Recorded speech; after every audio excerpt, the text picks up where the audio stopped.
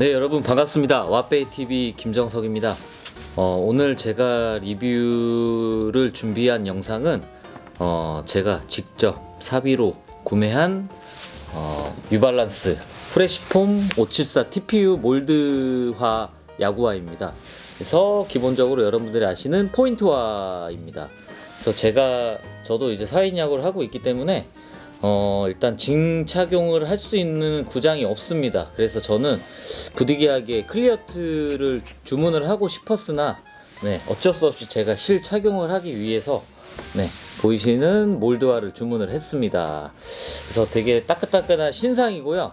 올해 오타니 쇼헤이 선수가 이제 뉴발란스와 정식 계약을 맺으면서 뉴발란스가 조금 무던히도 이제 굉장히 이제 심혈을 기울여서 이 574 시리즈를 이제 출시를 했습니다. 그래서 저도 미국에서 이제 공홈을 통해서 직구를 했습니다. 그래서 이 제품에 대해서 간략한 리뷰를 해보고자 이 영상을 준비했습니다.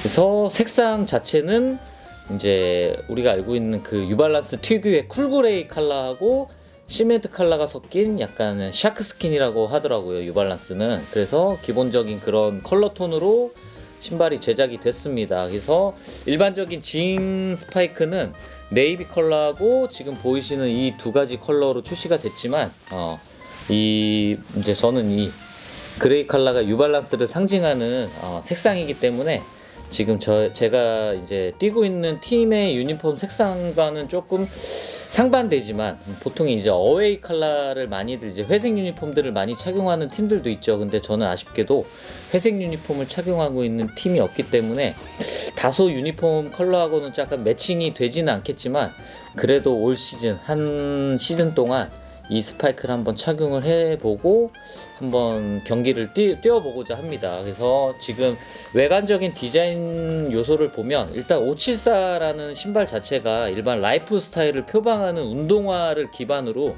영감을 얻어서 출시한 제품이라고 합니다. 그래서 굉장히 클래식한 색상 그리고 프리미엄한 그런 이런 가피 소재 자체가 스웨이드 소재입니다. 그래서 약간 우리가 알고 있는 그런 스웨이드 소재라서 가피 소재는 굉장히 조금 야구화스럽지 않은 일반 라이프 스타일 운동화하고 동일한 소재를 사용을 했습니다. 그래서 앞코 쪽에 보면은 이 통풍구라고 할 수 있는 메쉬 가피 소재도 같이 이제 들어가 있는 걸 볼 수가 있습니다. 그래서 바닥은 이제 하나, 둘, 셋, 넷, 다, 일곱, 여덟, 아홉, 10개의 TPU 몰드 로 이렇게 형성이 되어 있습니다. 그래서 제가 이제 한 6년 전, 7년 전 뉴발란스 MB1이라고 알고 있는 이제 여러분들 아시는 뉴발란스도 나이키의 아이디 스파이크처럼 잠깐 서비스를 했었죠. 근데 지금은 더 이상 서비스를 하지 않는 걸로 알고 있습니다. 서비스를 하지 않는다는 이유 첫 번째는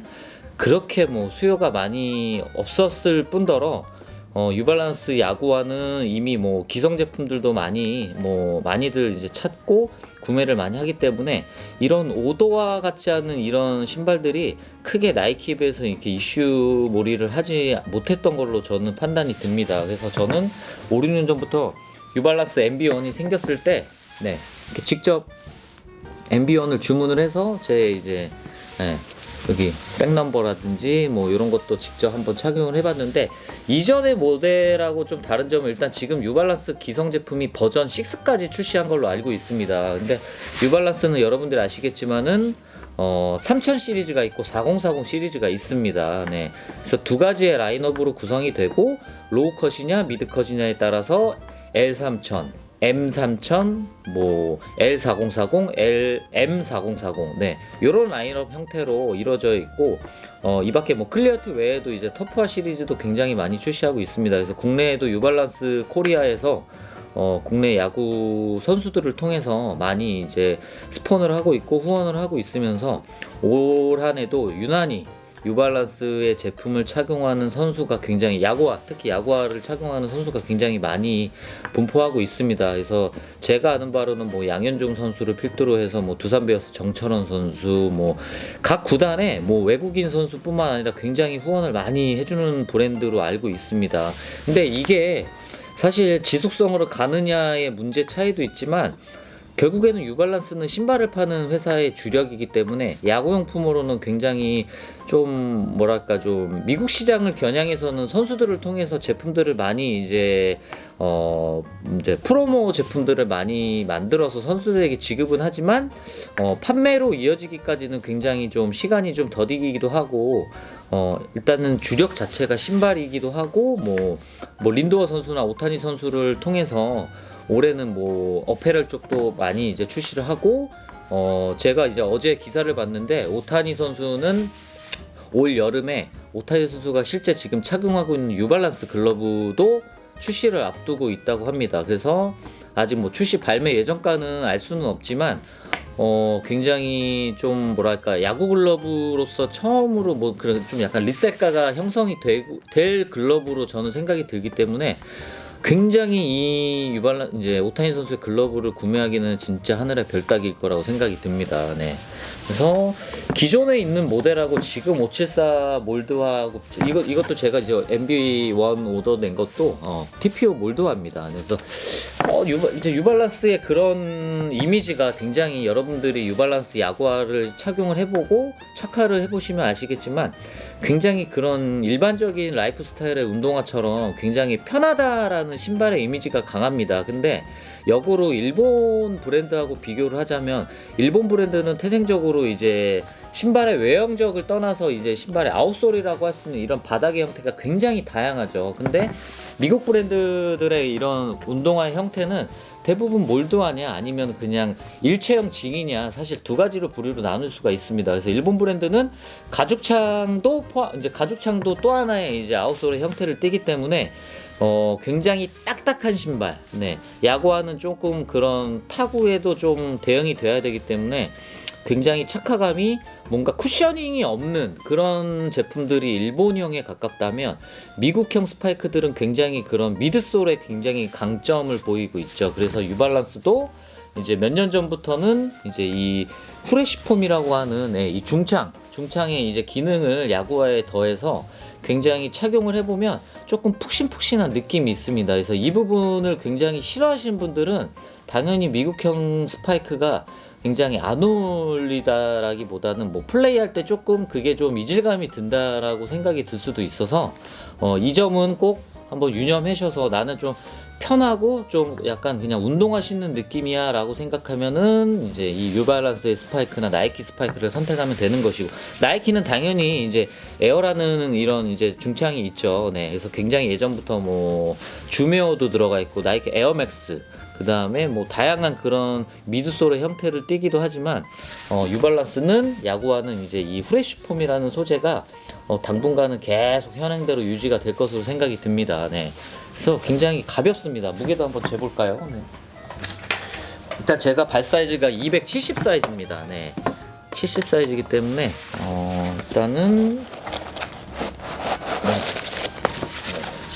한번 무게를 재보면 정확히 한 300g 나옵니다. 300g.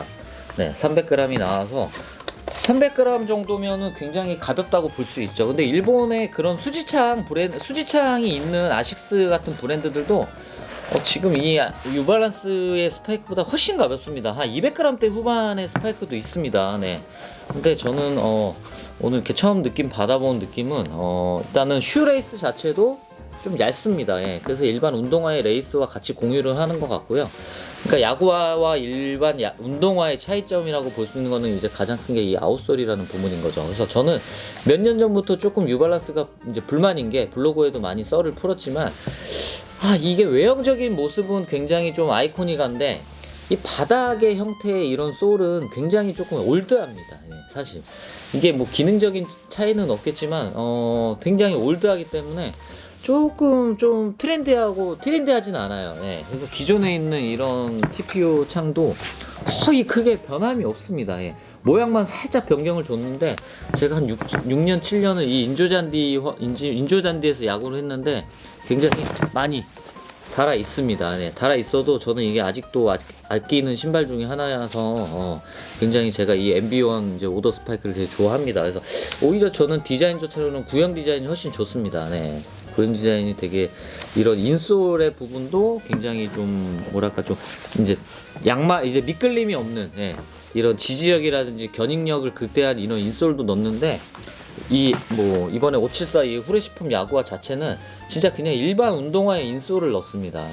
그래서 너무 그런 기능적인 측면보다는 굉장히 이런 라이프 스타일을 추구하는 약간 클래식한 이런 거를 약간 야구적인 DNA 요소를 좀 넣어서 한번 어필을 하지 않았나 싶어요. 그래서 이게 몇 년 전에 와프로스 웨어에서도 출시한다 안 한다 약간 그런 게 한 2, 3년 전에 좀 썰이 나왔습니다. 그래서 사진도 유출이 좀 됐었는데 과연 출시할까 생각이 들었는데 저는 이제 900을 생각을 했었는데 574가 이제 출시를 했습니다. 그래서 이게 미국 구매 가격은 이제 119.9불. 그러니까 이제 우리 치면 한 120불 정도 하고 징스파이크가 한 135불입니다. 그래서 굉장히 저렴한 가격은 아니고요.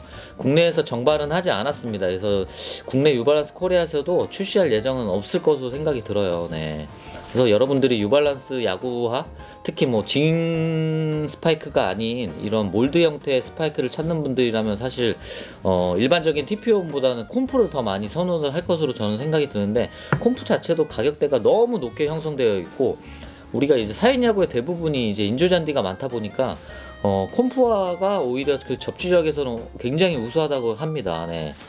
그래서 저도 올 시즌 한번 이 후레시폼의 중창을 단 이런 574 야구화 한번 착용해보고 이제 다음에 이제 뭐 착용했던 후기, 실제 착용했던 후기도 한번 기회가 되면 한번 남겨보도록 하겠습니다. 이상 내돈내산 뉴발란스 야구화에 대해서 리뷰 영상을 마치겠습니다. 감사합니다.